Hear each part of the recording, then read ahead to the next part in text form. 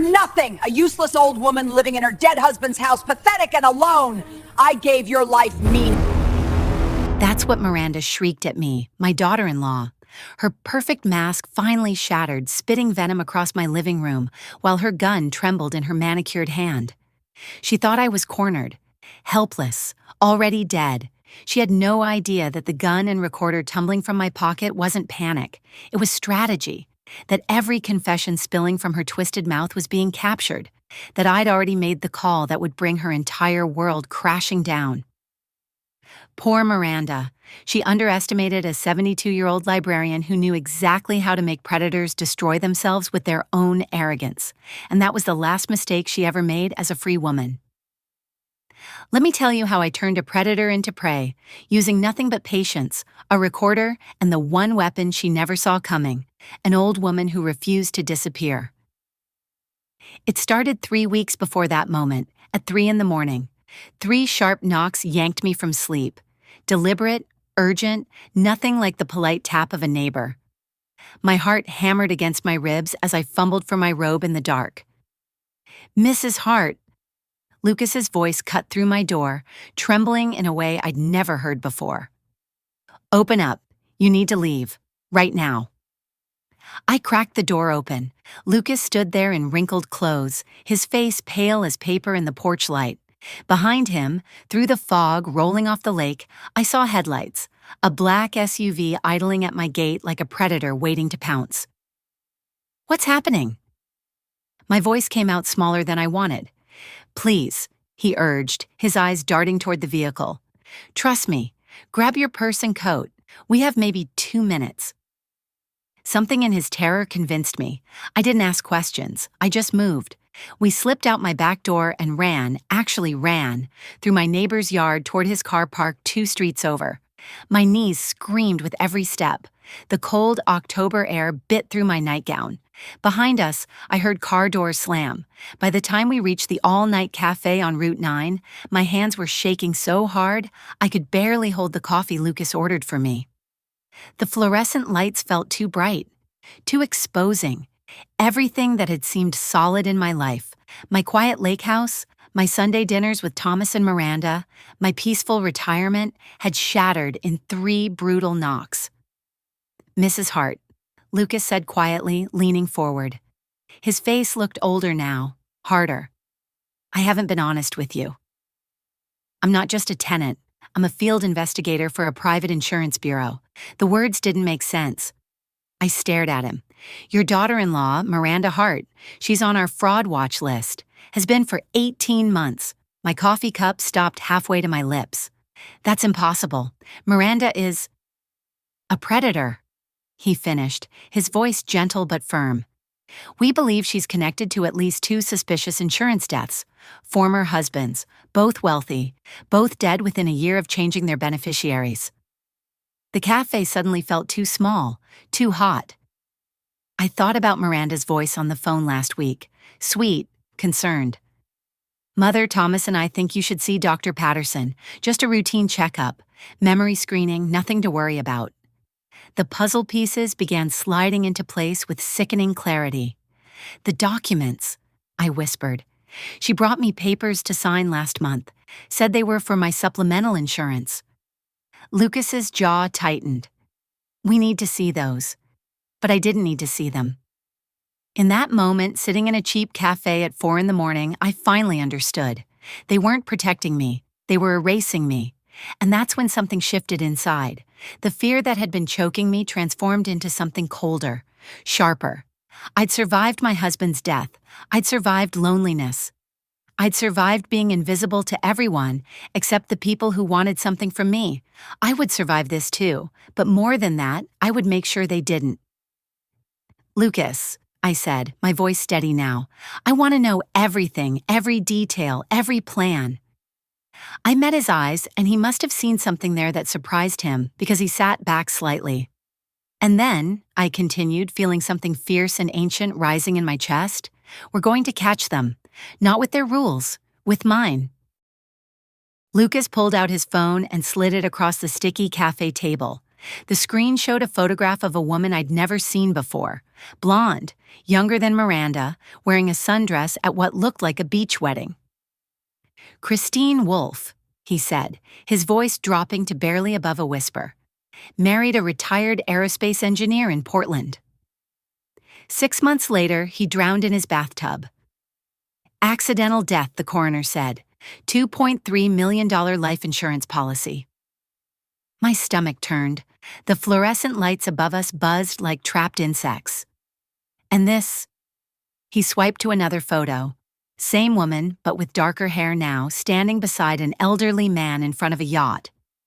Jennifer Castellano, married a widowed real estate mogul in San Diego.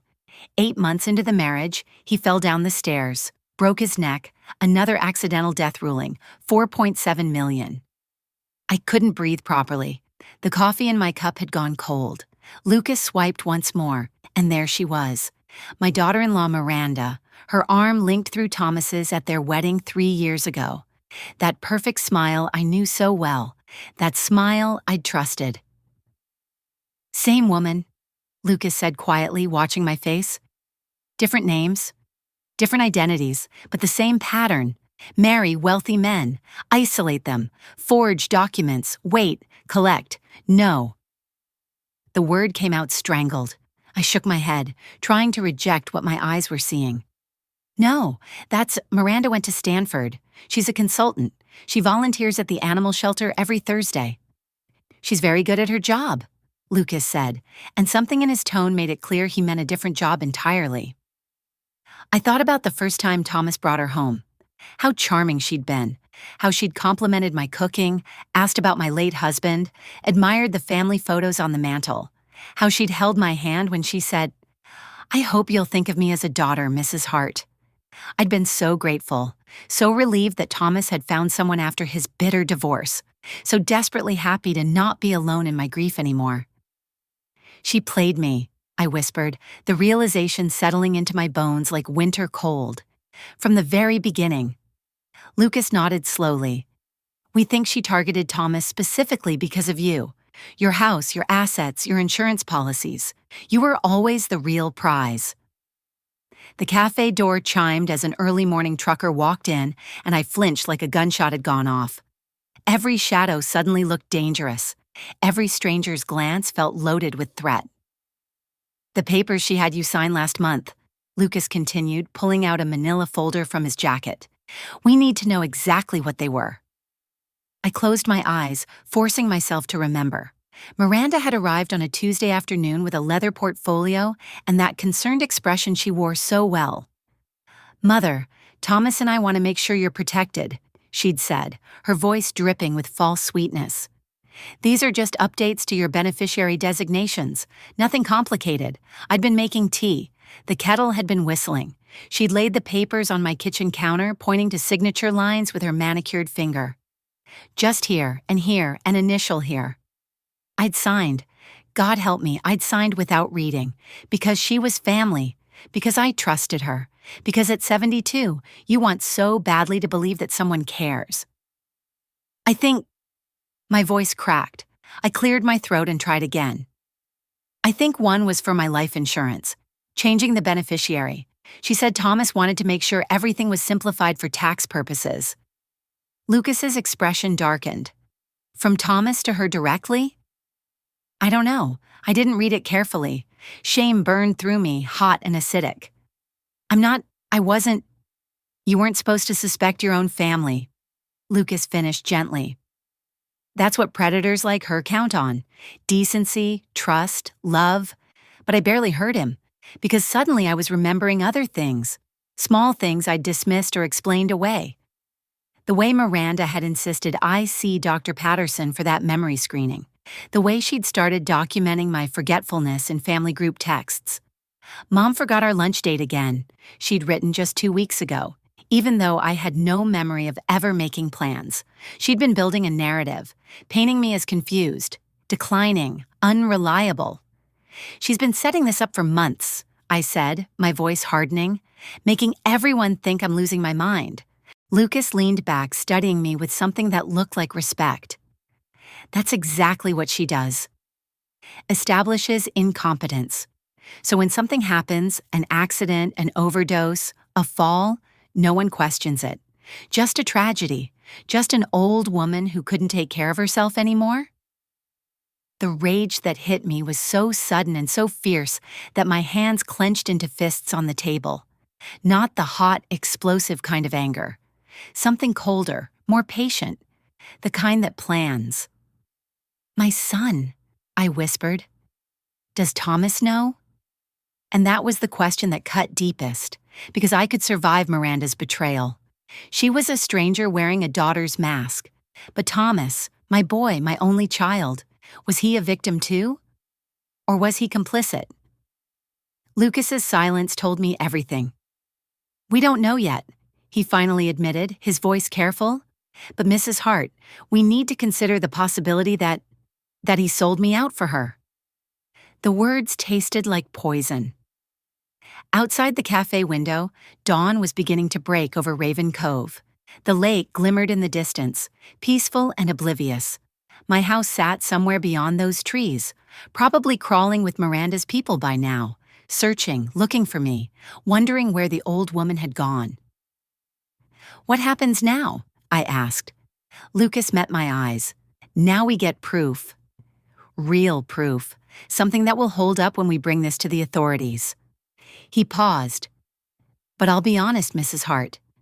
This is going to get dangerous. She's killed before. She'll kill again if she feels cornered." I thought about my husband's old hunting coat hanging in my closet, the way he used to say that the most dangerous animal was always the one with nothing left to lose. Well, Miranda had made a critical mistake. She'd assumed I was weak, helpless, easy prey, but I'd already lost my husband, my independence, my dignity, and now, possibly, my son. I had nothing left to lose, which meant I had everything to gain. "Tell me what we need to do," I said. Lucas smiled, a small, grim smile that told me he'd been hoping I'd say exactly that. "First, you're going to meet my sister." Marisa Moore didn't look like someone who hunted killers for a living. She looked like a middle school principal, neat gray pantsuit, sensible shoes, reading glasses hanging from a chain around her neck. But when she shook my hand in that safe house apartment 2 hours later, her grip was iron. "Mrs. Hart," she said briskly, gesturing to a folding chair at a card table covered in files and laptop computers. "My brother tells me you're ready to work. Not, 'I'm sorry this happened to you.' Not, 'You must be terrified.' Just straight to business." Somehow that steadied me more than sympathy ever could. The safe house smelled like stale coffee and printer ink. Rain had started falling outside, drumming against the windows in a rhythm that made the room feel smaller.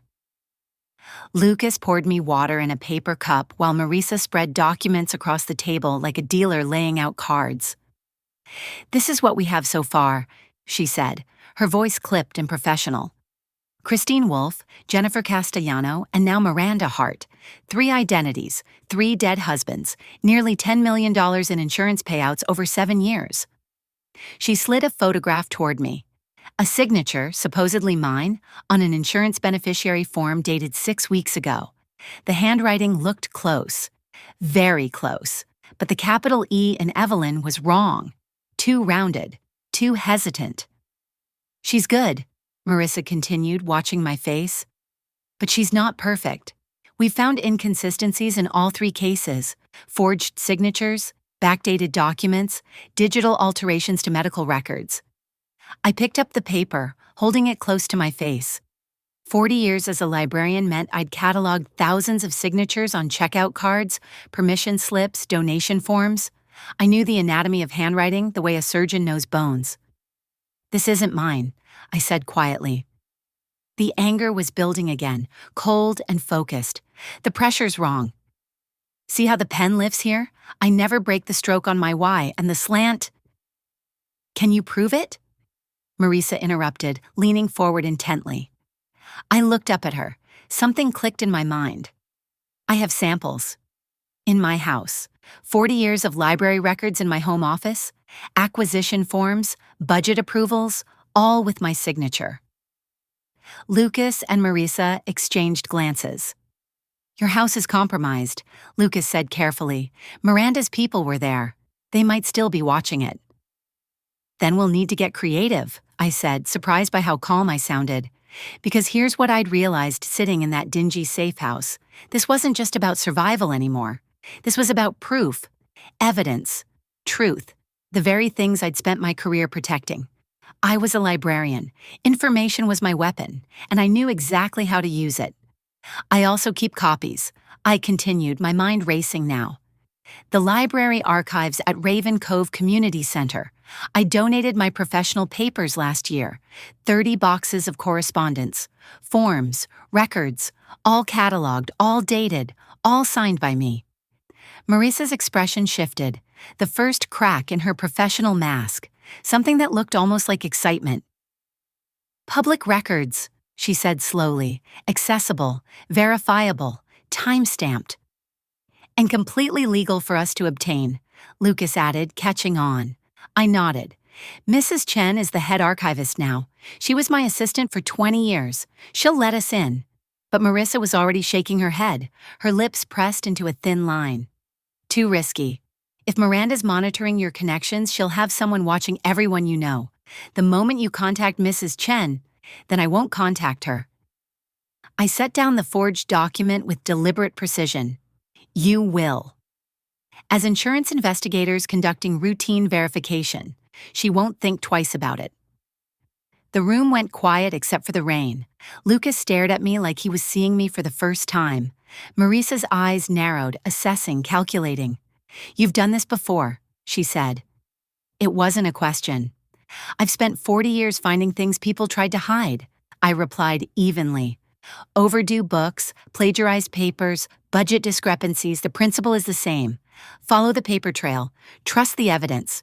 Marissa smiled then, a small, sharp smile that reminded me she was Lucas's sister. All right, Mrs. Hart. We do this your way, but we need more than handwriting samples. We need the original documents Miranda had you sign, the ones she brought to your house. My stomach sank. Those would be in her possession now.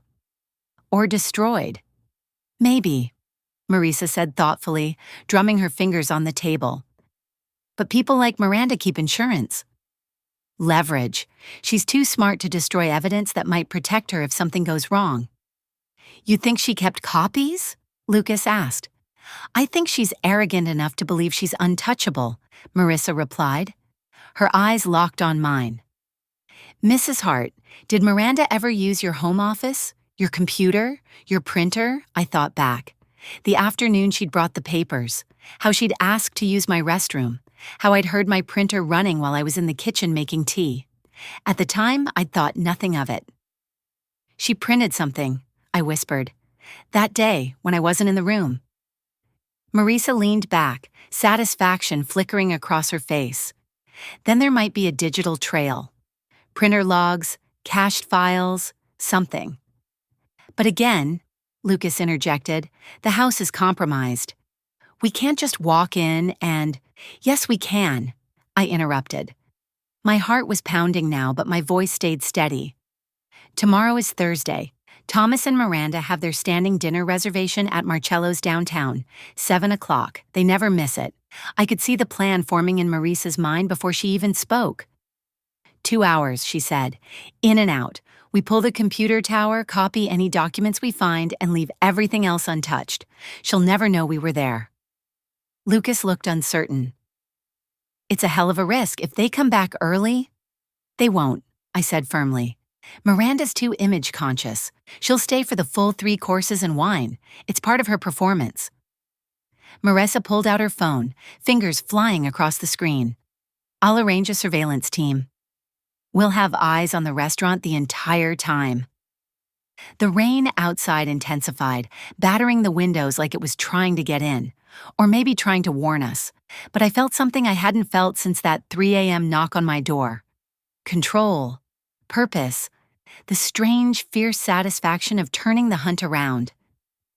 There's one more thing, I said quietly.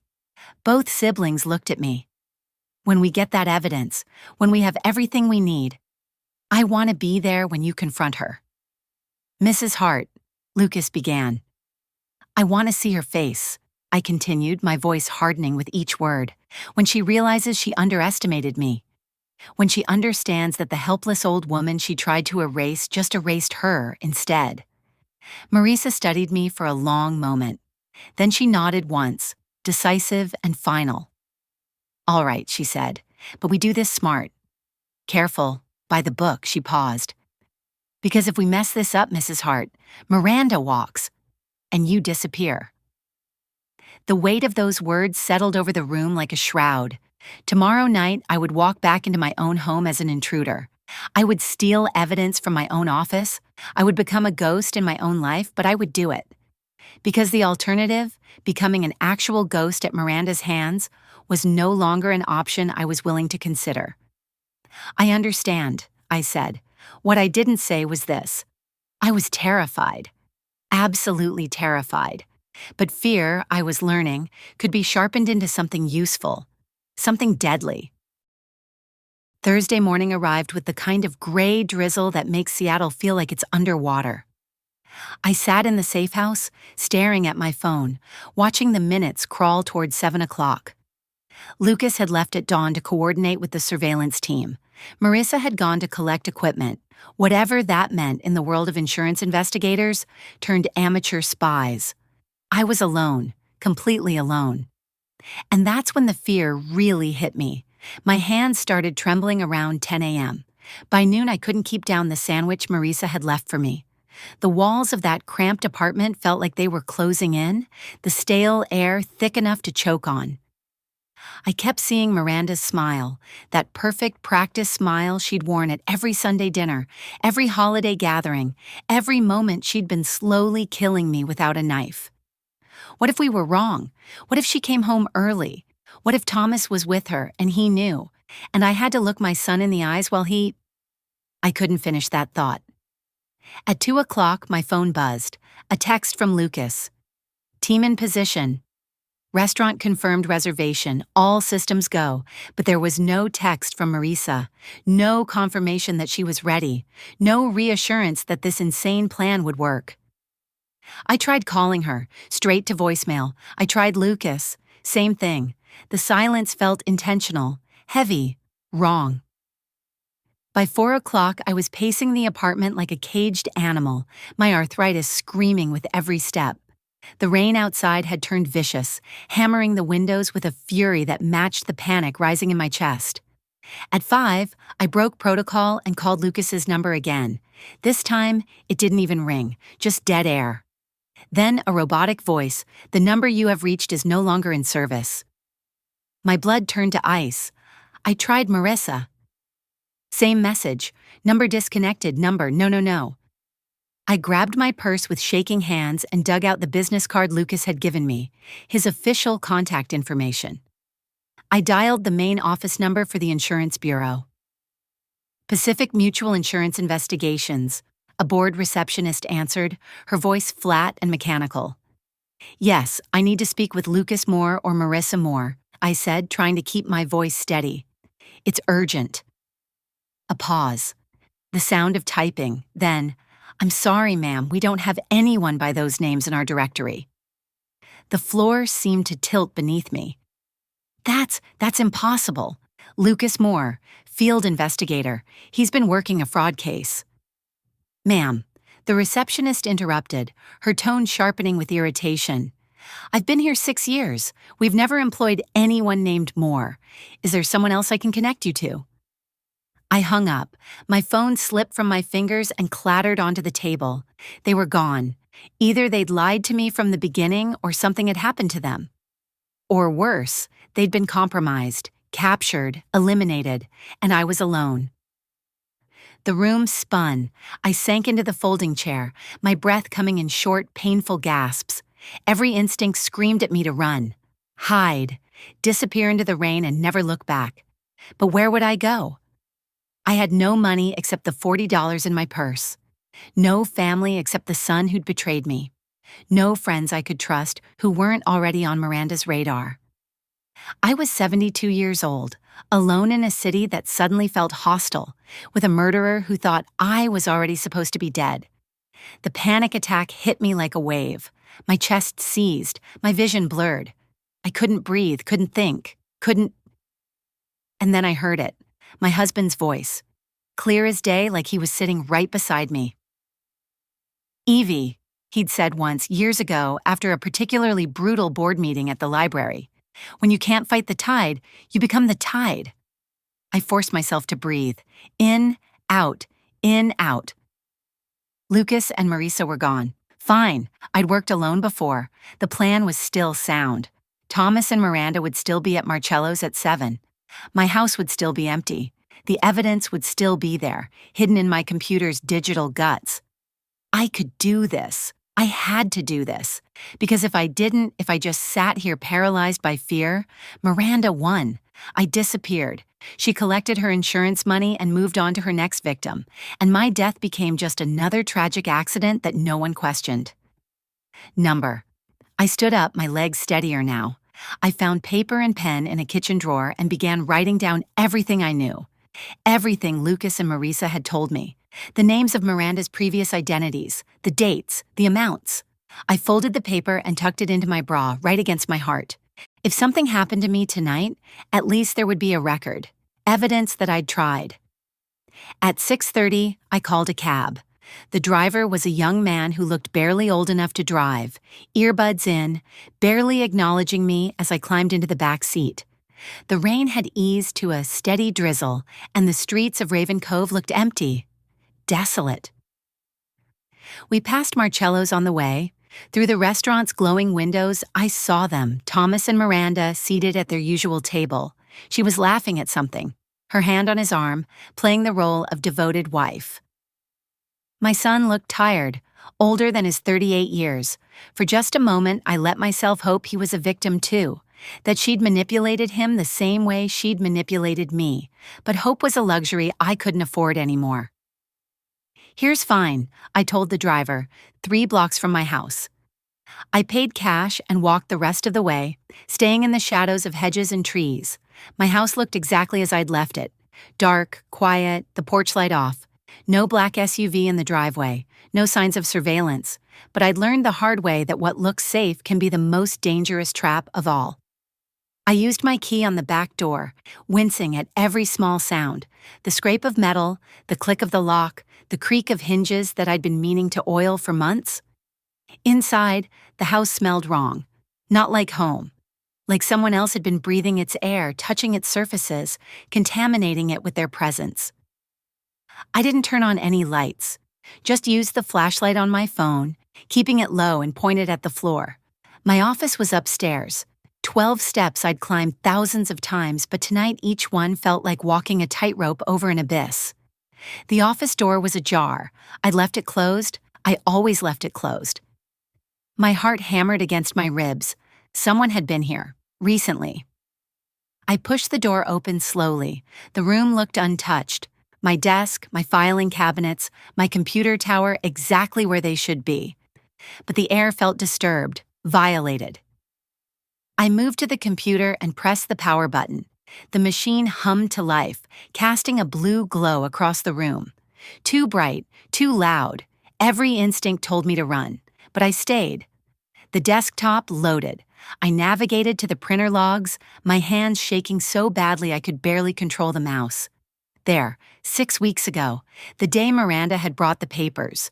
3 documents printed, timestamps matching exactly when I'd been in the kitchen making tea. She'd been that confident, that arrogant, she hadn't even tried to hide it.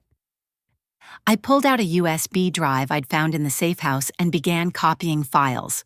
The progress bar crawled across the screen. 40%, 50%. Every second felt like an hour. That's when I heard it. Footsteps, downstairs, the back door opening. Someone was in the house. The computer screen seemed to glow brighter, a beacon advertising my presence. I jabbed at the keyboard, trying to speed up the transfer, but technology doesn't care about terror. 70%. The footsteps were on the stairs now, slow, deliberate, coming up 85%. I could hear breathing. Someone was right outside the office door, 98%. The door swung open, and standing there, backlit by the hallway light, was my son Thomas. His face was pale, His eyes were red, like he'd been crying, and in his hand he held a gun.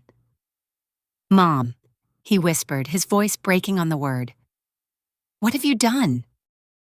The gun in Thomas's hand wasn't pointed at me. Not exactly. It hung at his side, trembling like he wasn't sure what to do with it. Like he'd brought it without really thinking through what came next. My son, my boy, standing in my office doorway with a weapon and tears streaming down his face.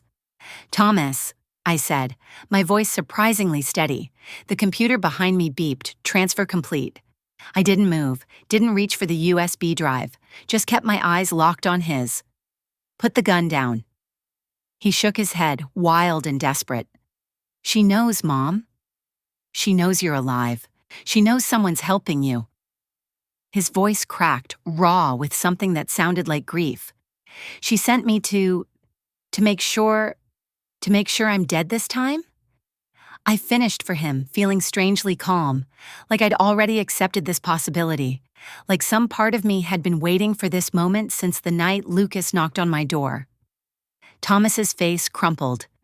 "I didn't know. In the beginning, I swear to God, I didn't know what she was." He slumped against the door frame, the gun now pointing at the floor. By the time I figured it out, I was already...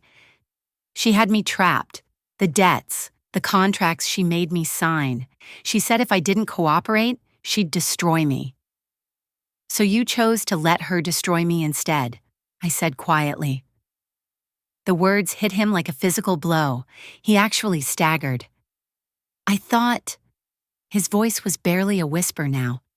"I thought I could control it, delay it, maybe find a way out for both of us. But Mom, she's a monster. She's done this before, multiple times, and she's so good at it that no one ever suspects, no one ever questions." I took a careful step toward him. "Then help me stop her, Thomas. Right now, give me the gun. Walk out of here with me. We'll go to the police together." "The police?" He laughed, a broken, hollow sound. "She owns half the department through blackmail and bribes. The other half won't touch her because they can't prove anything. She's untouchable, Mom. That's what you don't understand. She always wins." Behind me, the computer screen had gone dark. The USB drive sat in the port like a small plastic promise.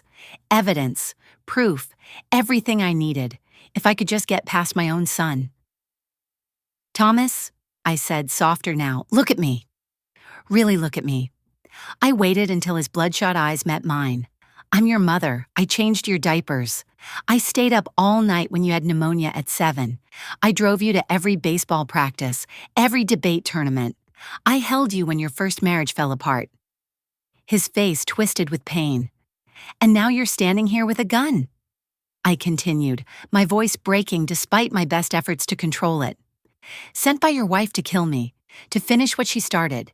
Is that really who you've become?" The gun clattered to the floor. Thomas collapsed onto his knees, sobbing like a child. Great heaving sobs that shook his whole body. "I'm sorry. I'm so sorry. I'm so fucking sorry, Mom." I should have felt relief, triumph, but all I felt was a devastating sadness that settled into my bones like frost. I moved past him, carefully, quietly, and picked up the gun. It felt heavier than I expected, cold. I'd never held a gun before. My husband had been a reader, not a hunter. We'd raised Thomas on books and music, not weapons, but here we were, in my office with a gun between us. I stood there for a long moment, staring at the weapon in my hand. The weight of it frightened me, too heavy, too final. What was I doing? An old woman clutching a gun in her own living room. But then I remembered the way Thomas had just aimed it at me, my own son. And Miranda, always smiling, always calculating, was coming for me next. Maybe this was madness. Maybe this was survival. I couldn't decide which. My heart pounded as I slipped the gun into the deep pocket of my cardigan, making sure Thomas didn't see. The metal pressed against my side like a secret I wasn't ready to face, but couldn't afford to leave behind. "Get up," I said, not unkindly.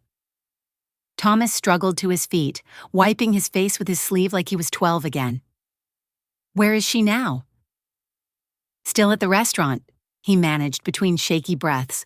"She sent me ahead." said to text her when it was done. And if you don't text?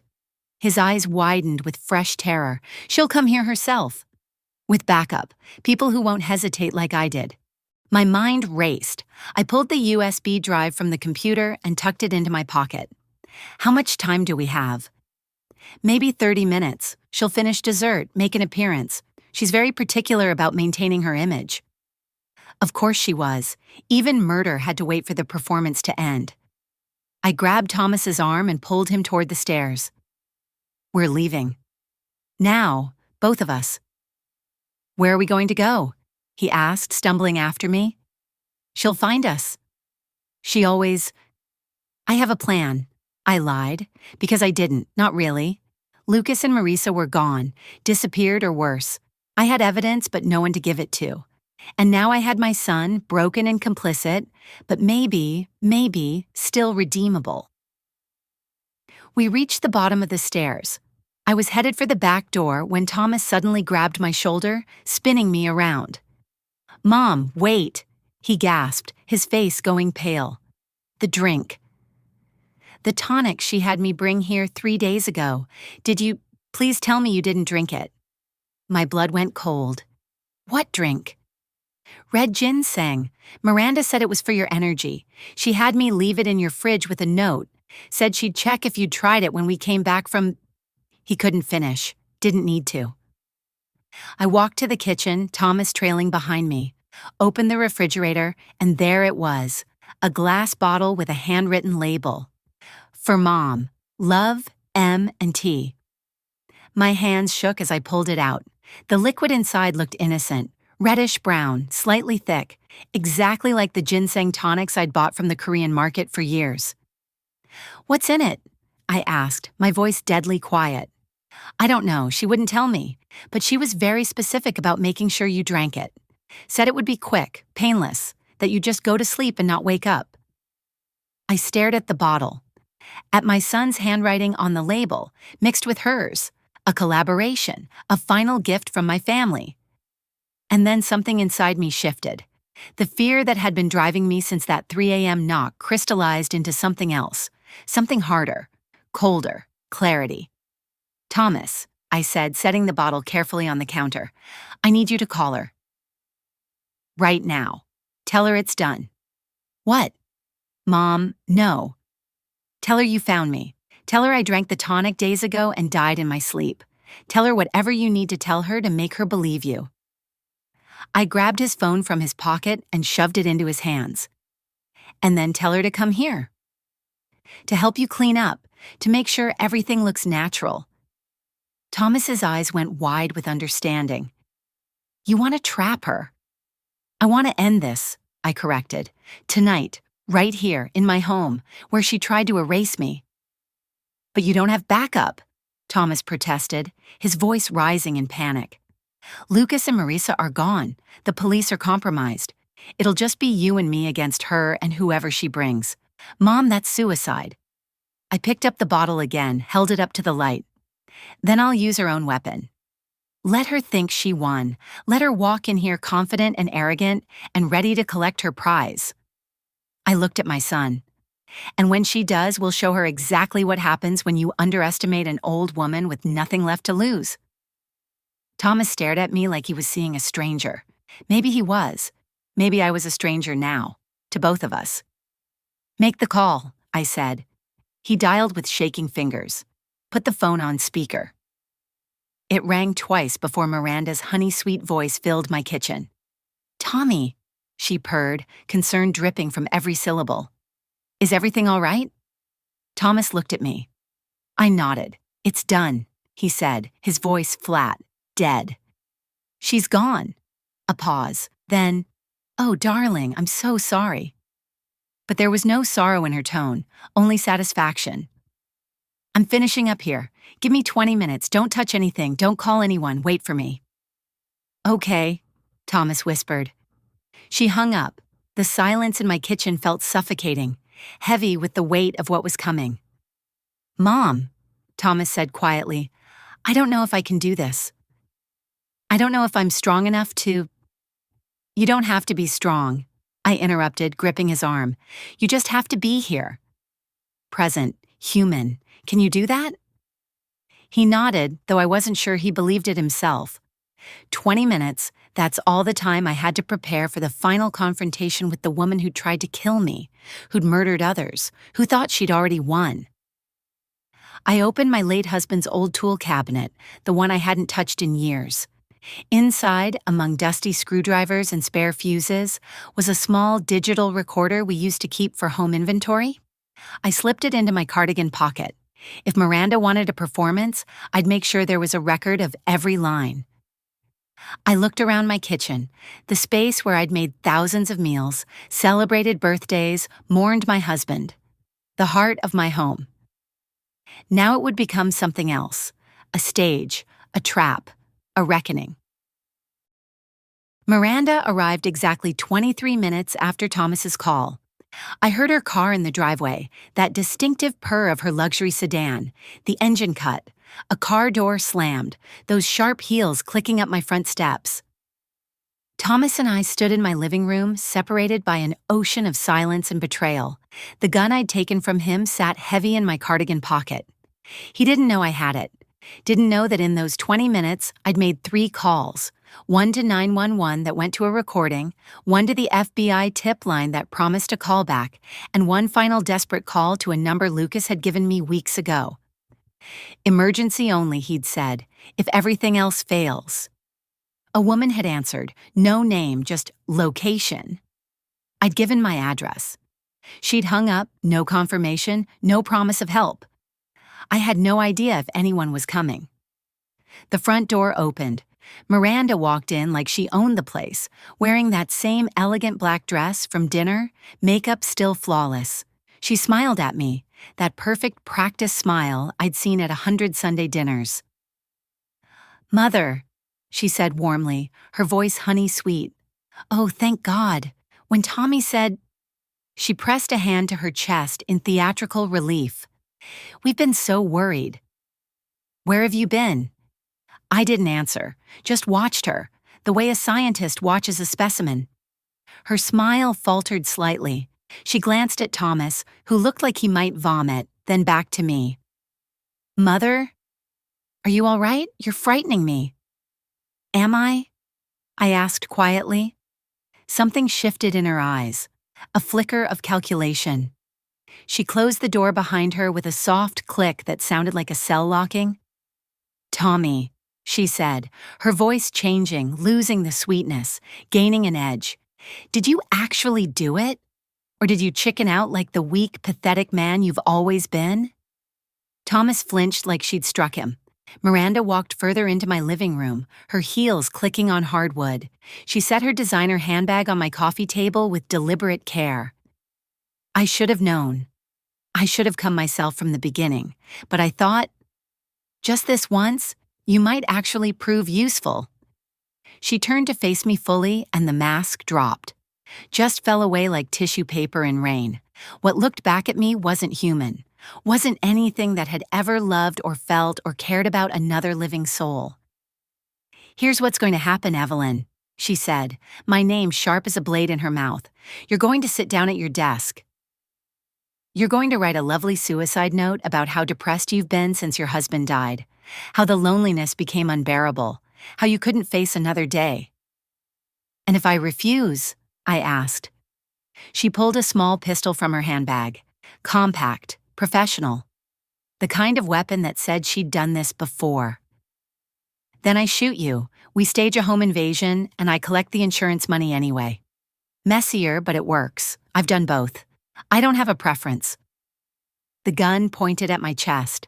My heart hammered against my ribs, but I kept my voice steady. "You've killed before. Obviously." She said it like I'd asked if she'd been to Paris. Casual. Bored. "Did you really think you were special, Mother?" "You're number 4. Well, technically number 8 if you count the ones we decided weren't worth the full commitment. But 4 official marriages, 4 devoted husbands, 4 tragic deaths, 4 very comfortable payouts." "We?" I asked, catching the plural. Miranda smiled, pleased I'd noticed. "You don't think I work alone, do you?"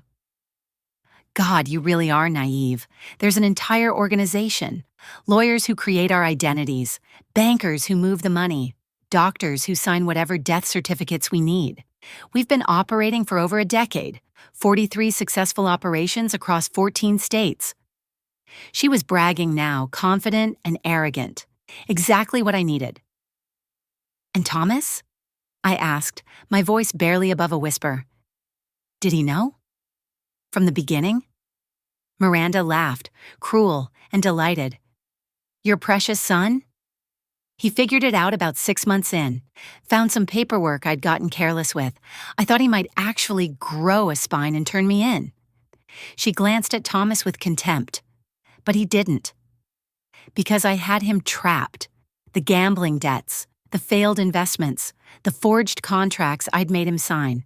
One call to the right people and he'd lose everything, his business, his reputation, his freedom. Thomas was crying silently, shoulders shaking. So he cooperated, Miranda continued, circling me like a predator. He helped me forge your signatures, suggested the memory screening to make you look incompetent, even researched which poisons would be undetectable in an elderly woman. Didn't you, Tommy? Thomas made a strangled sound. The tonic, I said, understanding flooding through me. The red ginseng drink he left in my refrigerator. Would have stopped your heart in your sleep, Miranda confirmed cheerfully. Peaceful. Painless. You'd have just drifted off and never woken up. But you didn't drink it, did you?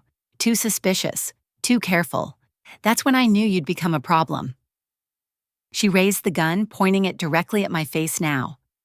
So here we are. Plan B, much less elegant but effective. Now sit down and write the note or I start shooting. Your choice. I shifted slightly in my chair, just a fraction of an inch, and felt the weight in my pocket shift with me. A sickening slide of metal against fabric. Time fractured into slow motion as I watched, helpless, frozen in horror as the gun. Thomas's gun, the one I'd forgotten was even there, slipped free from the worn lining of my cardigan. It fell. The sound when it hit the hardwood was obscene, a terrible metallic crack that split the air like a gunshot itself, echoing through the room, announcing my stupid, fatal mistake to everyone. Miranda's head snapped toward the sound. Her entire body went rigid, predator instincts locking onto prey. Her eyes tracked downward, first to the gun spinning slightly on my floor, and then to the small digital recorder that had tumbled out beside it, its red light still blinking like a tiny, damning heartbeat. For one crystalline moment, nobody breathed. Then Miranda's face transformed. Not just rage, something far worse, something primal and unhinged. Her features twisted into a mask of disbelief and murderous fury that made my blood turn to ice. You brought a gun? The words came out in a venomous hiss, her voice rising to a shriek. You were planning to kill me? You senile, pathetic witch? She threw her head back and laughed, a sharp, jagged sound that scraped against my nerves like breaking glass. Hysterical, unhinged, the laugh of someone whose sanity had finally shattered. And this?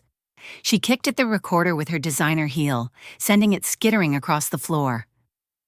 A recorder? What were you going to do, Evelyn? Interview me before you shot me in cold blood? Oh God, this is priceless. You old people watch too many fucking thrillers. The laugh curdled mid-breath, twisting into something feral. A snarl. Her hand dove into her handbag with terrifying speed. I saw the flash of gunmetal before she even fully drew the pistol. Saw her finger find the trigger. Saw the absolute certainty of murder in her eyes. You think you can beat me? She screamed, her voice cracking with volcanic rage. You think some decrepit old woman with a toy recorder can destroy me? The gun came up, aimed, steady despite her shaking fury.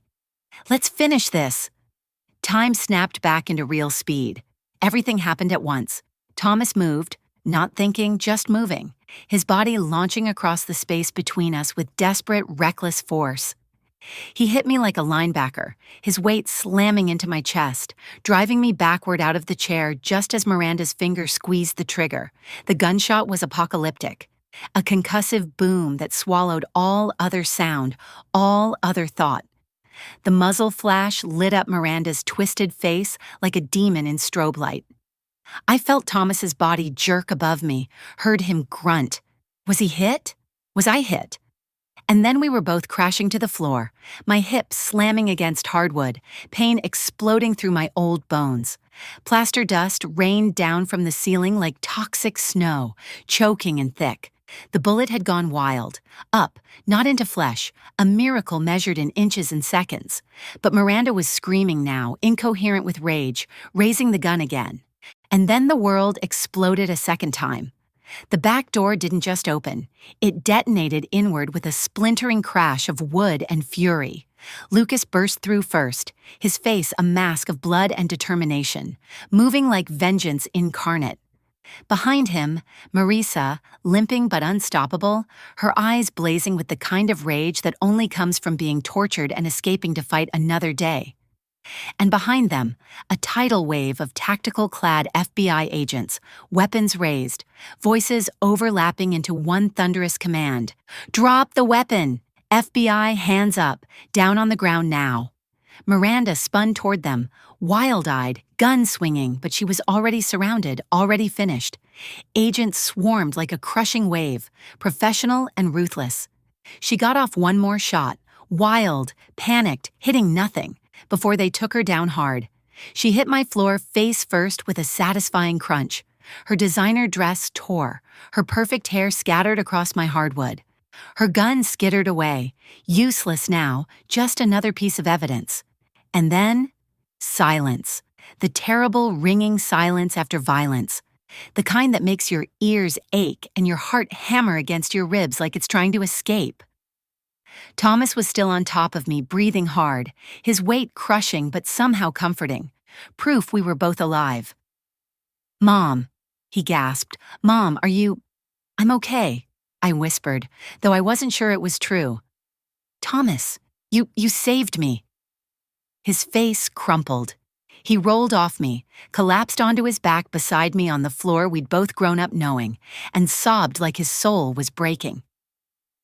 Above us, agents were shouting, securing the scene, reading Miranda her rights while she screamed obscenities that would make a sailor weep. It was over. Finally, impossibly, devastatingly, it was over. They took over my dining room table like it was a war room. Laptops, files, photographs spread across the surface where I used to serve Sunday pot roast. Agent Chen sat across from me, her expression professional but not unkind. Lucas and Marissa flanked her like sentries. I'd made coffee, because that's what you do when federal agents invade your home at 9 o'clock at night. You make coffee and pretend the world makes sense. "Mrs. Hart," Agent Chen began, her voice measured and calm. "Lucas and Marisa Moore have been working with us for 6 months as part of a joint task force. Insurance fraud, identity theft, and suspected serial homicide." I wrapped my hands around my coffee mug, seeking warmth that wouldn't come. "You used me as bait." "No," Lucas said quickly, leaning forward with urgency in his voice. "That's not— We didn't know Miranda had targeted you until 3 weeks ago. The moment we confirmed it, I moved into your building to keep you safe." "Safe," I repeated, the word tasting bitter. "By disappearing when I needed you most?" Marissa's jaw tightened. "We didn't disappear by choice." Miranda's organization tracked our movements. They ambushed us outside the safe house, held us for 36 hours. She pushed up her sleeve, revealing ugly purple bruises circling her wrist. "We barely got out." The anger I'd been nursing deflated slightly. They'd been prisoners too, victims of the same monster. Agent Chen slid a photograph across the table. Miranda's mugshot. Hair disheveled, makeup smeared, eyes vacant. She looked smaller somehow. Ordinary, nothing like the polished predator who'd sat on my sofa confessing to murder.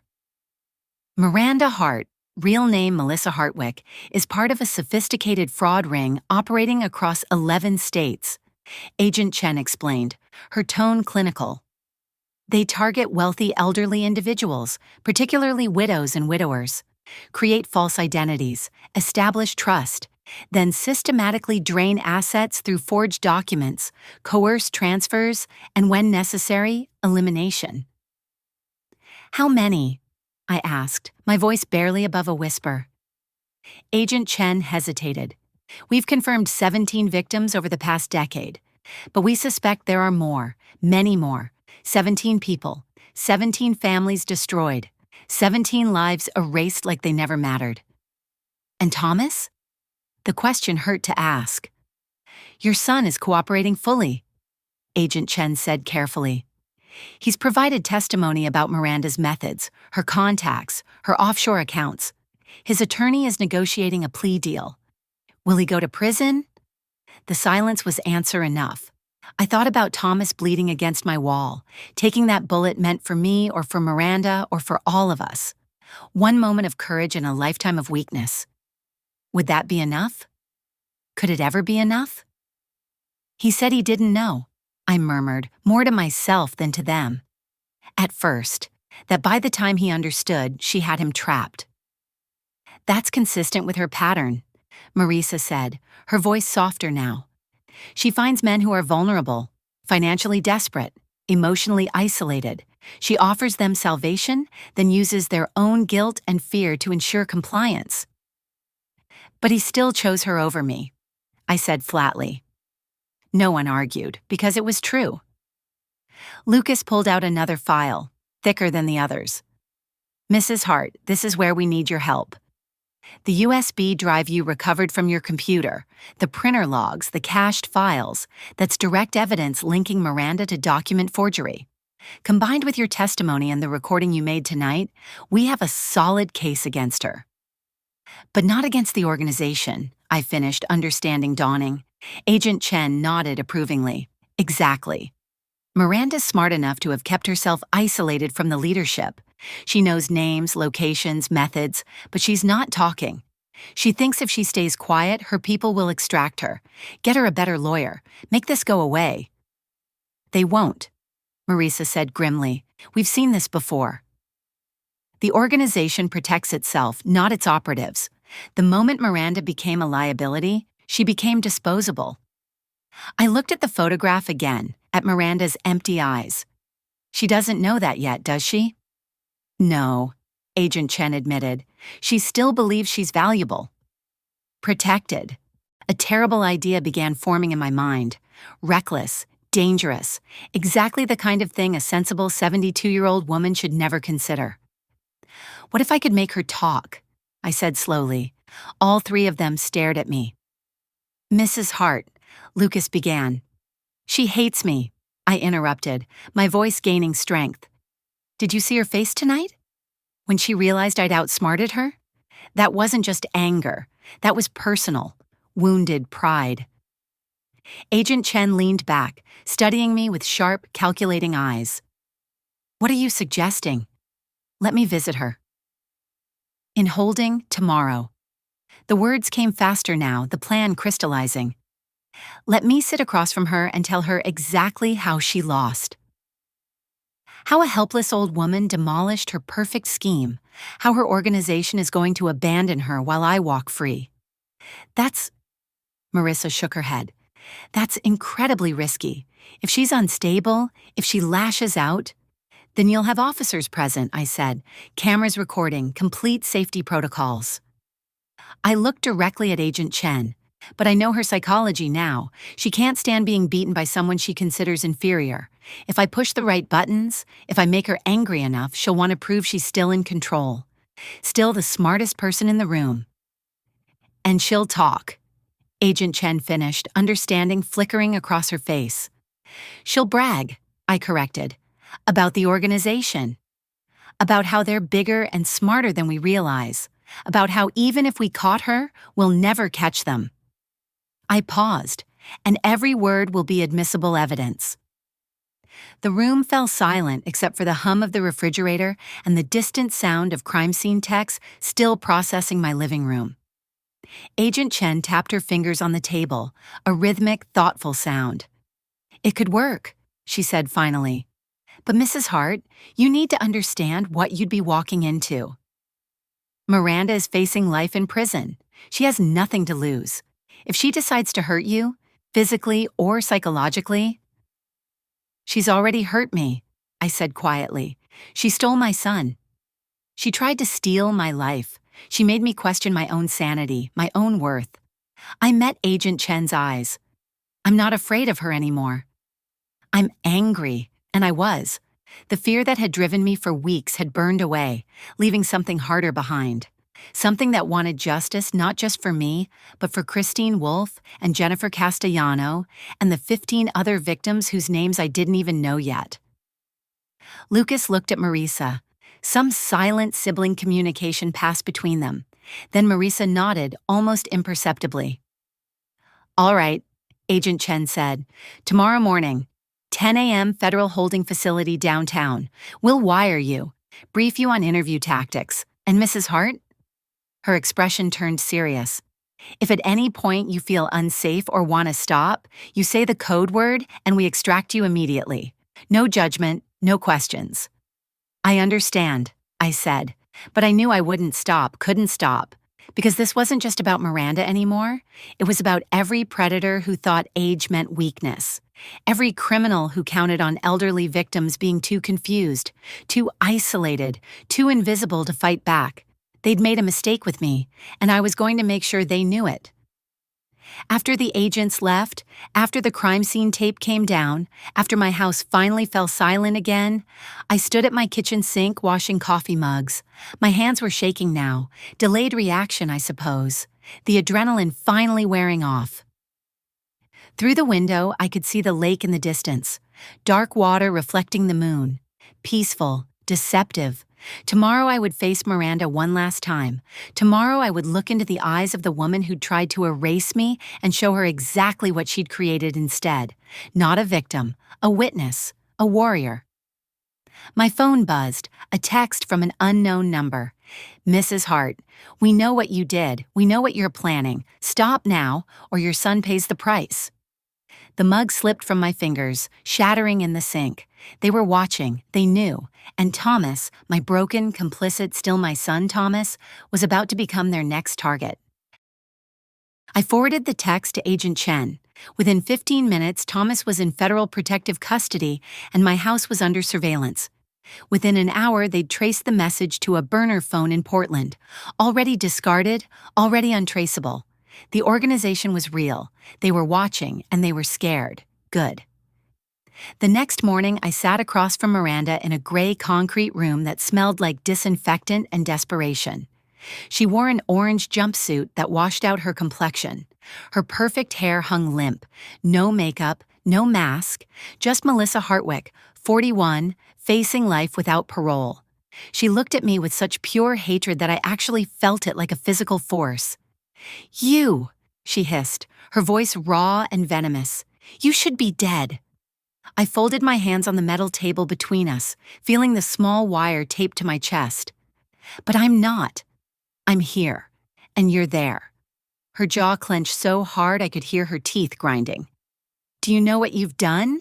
she spat, leaning forward as much as her shackles allowed. "Do you have any idea who you're dealing with? The people I work for? They don't forgive. They don't forget. You think you're safe because you're some pathetic old woman? You're not. Your son's not. No one you've ever cared about is safe." "Tell me about them," I said calmly, like we were discussing the weather. "These people you work for, how does it work? Do they recruit you, train you, give you a cut of the insurance money?" She laughed, sharp and bitter. "You think I'm going to give you information? You think I'm that stupid?" "I think you're that angry," I replied softly. "I think you can't stand that I beat you. That a 72-year-old librarian outsmarted you at your own game." Miranda's face flushed dark red. "You got lucky. That's all. Dumb luck." Was it luck that I recognized the forged signature?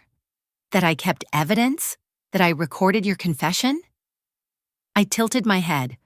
Or was it that you underestimated me because of my age? Because you assumed old meant stupid? "You're nothing," Miranda screamed, lunging forward. The chains stopped her short. "You're a nobody, a useless old woman living in her dead husband's house, pathetic and alone.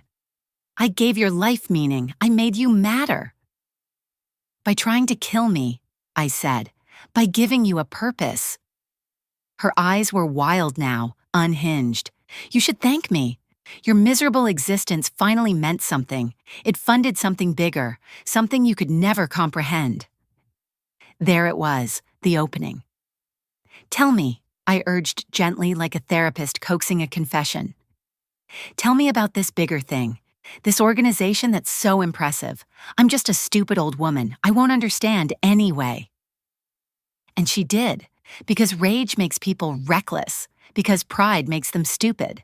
She told me about the network, 23 operatives across the country, the lawyers who created false identities, the doctors who signed fraudulent death certificates, the bankers who moved money offshore, the enforcers who eliminated problems.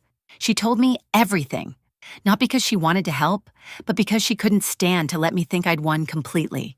She needed me to know how much bigger this was than me, how small my victory really was. Agent Chen got every word.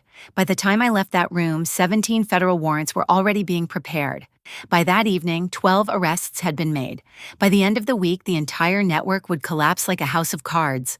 Because of me, because I'd survived, because I'd refused to be invisible. 3 months later, I sat by my window overlooking the lake. Spring had finally arrived in Seattle, that first real warmth after endless gray. The water sparkled. Trees bloomed. Everything felt new. Lucas and Marisa came to visit, bringing flowers and apologies and news. The trial starts next month, Marisa said, settling into my sofa with tea. Miranda's pleading not guilty, but with the evidence we have. She'll spend the rest of her life in prison, Lucas finished. He looked older somehow. The case had aged all of us. And Thomas? I asked, though I already knew. 6 years. Marisa said gently. With good behavior, maybe out in 4. His testimony was crucial. He helped us understand the psychological manipulation techniques they used. 6 years. My son would be 44 when he got out. Still young enough to rebuild. Still young enough to become someone better than the man who'd held a gun on his own mother. I hoped. The FBI wants to hire you, Lucas said suddenly, a small smile playing at his lips. I nearly dropped my teacup. What? As a consultant, Marisa clarified, teaching investigators how to recognize elder fraud patterns, how to think like the victims. You'd be perfect. I looked out my window at the lake, at the prison's distant gray walls barely visible through the trees. 23 people were behind bars now because I'd refused to die quietly. 17 families had gotten justice. Dozens of potential victims would never know how close they'd come to being erased. Yes, I said, I'll do it. Because here's what I'd learned. Age isn't weakness. It's memory with purpose. It's pattern recognition honed over decades. It's the ability to see through facades because you've lived long enough to know what real looks like. I'd spent my career as a librarian organizing information, protecting knowledge, teaching people how to find truth in a world of noise. Turned out that was exactly the skill set you needed to catch killers. On my 73rd birthday, I received a letter from Thomas, written from prison, his handwriting shaky but sincere. Mom, it began, I know sorry isn't enough. I know I can't take back what I did, what I almost let happen. But I want you to know, watching you that night, seeing you stand up to her, seeing you become someone I didn't recognize. It was the first time in years I remembered who you really are, who you raised me to be. I'm trying to become that person again. It's slow, it's hard, but I'm trying. I folded the letter carefully and placed it in a drawer. Not forgiveness, not yet. But maybe, someday, a beginning. Now when I sit by this window, I don't see what I've lost. I see what I've reclaimed. My voice, my dignity, my right to exist in a world that tried to erase me. Miranda thought she was hunting prey, but she woke something else, something old and patient and absolutely unwilling to disappear. I whisper toward that distant prison sometimes when the light hits the water just right. Thank you, I say. Because of you, I remembered who I am. Not a victim, not a statistic, not a helpless old woman to be pitied or dismissed or eliminated. Just Evelyn Hart, 73 years old, survivor, fighter, truth teller, still here, still standing, still dangerous to anyone who mistakes age for weakness. The lake glimmers in the spring sunshine. Somewhere out there, other Mirandas are hunting other Evelyns, women who've become invisible to a world that values youth over wisdom, beauty over experience, potential over proof. But now there's a network fighting back, investigators who listen, prosecutors who care, and consultants like me, survivors who know exactly how predators think, because we've stared into their eyes and refused to blink. I take a sip of my coffee. It's good coffee. Expensive beans I bought with money from my new consulting job. Money I earned, money no one tried to steal. My phone buzzes. A text from Marissa. New case. Portland, suspicious death. 68-year-old widow. Sound familiar? Could use your eyes on this. I smile. On my way, I type back, because this is what I do now. This is who I've become. Not despite my age, but because of it. The woman at the window isn't waiting anymore, isn't hiding, isn't afraid, she's working. And somewhere out there, a predator is about to learn what I learned that night in my living room. Underestimate the elderly at your own risk. We've survived this long for a reason. We know things, we remember everything, and we're done being silent.